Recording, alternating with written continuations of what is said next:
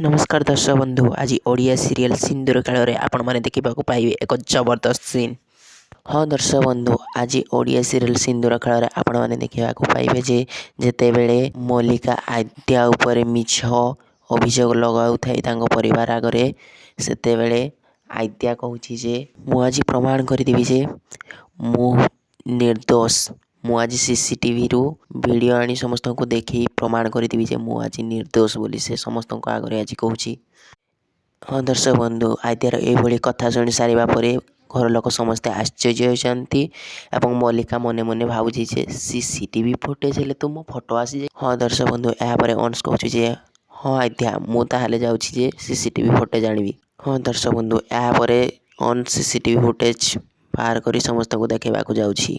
कौन भावुं दर्शक बंधु सीसीटीवी फुटेज कौन मल्लिकार मुह आसो गाड़ी बेगियर किए पकई कौन भावुं दर्शक बंधु आपण मान मतामत कमेंट निश्चित भाव में जनातु।